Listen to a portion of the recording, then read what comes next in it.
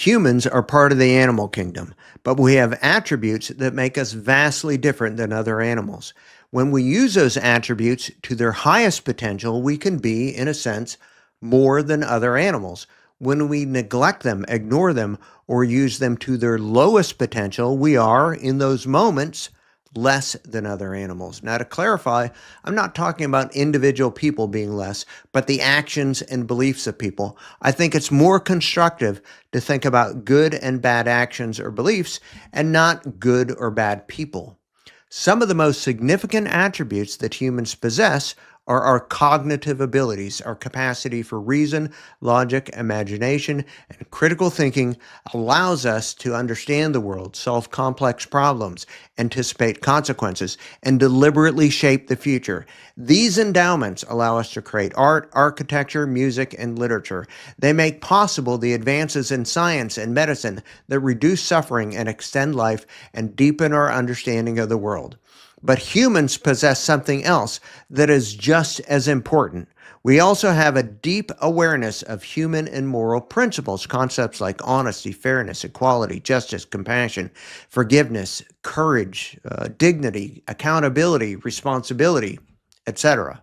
When we use our cognitive abilities and our moral awareness together, we become more than just another animal. We could become a force for good. We could build societies that are more just, more humane, and more sustainable. We can reduce suffering rather than normalize it. We can solve problems rather than deny them. But the opposite is also true.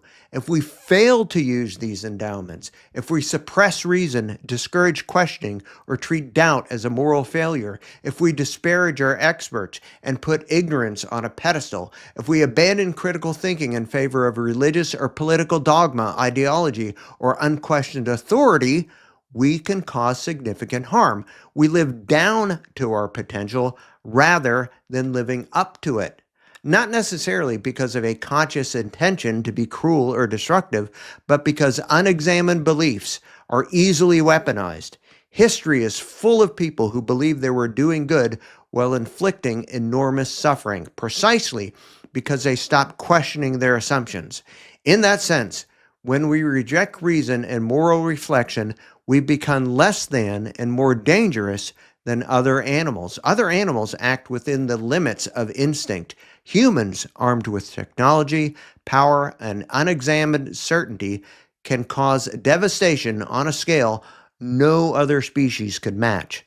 This isn't about assigning malicious intent. Most people who participate in harmful systems don't see themselves as villains. They may believe they're being loyal, faithful, righteous, or obedient. But the harm is real, regardless of the intent. The consequences don't care about sincerity, and those consequences are no longer abstract. We now live at a point in history where our collective failure to think critically, act morally, and take responsibility threatens not just individual lives, but entire societies and potentially the planet itself. Climate collapse, authoritarianism, mass misinformation, religious extremism, and the erosion of shared reality are not accidents. They are the predictable results of abandoning the faculties that have helped us to progress. Optimism without accountability is not helpful. Cheerleading won't save us. Platitudes won't fix systematic failures. Hoping someone else will step in, whether a leader, an ideology, or a god, is a form of abdication.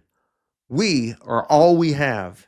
If humanity has a future worth preserving, it will depend on whether we are willing to reclaim responsibility, to use reason honestly, apply moral principles consistently, and confront uncomfortable truths without retreating into the comforting myths of religion or other dogma. If we fail to do that, we won't be victims of fate or punishment from above. We will be responsible for our own decline and possibly our own extinction.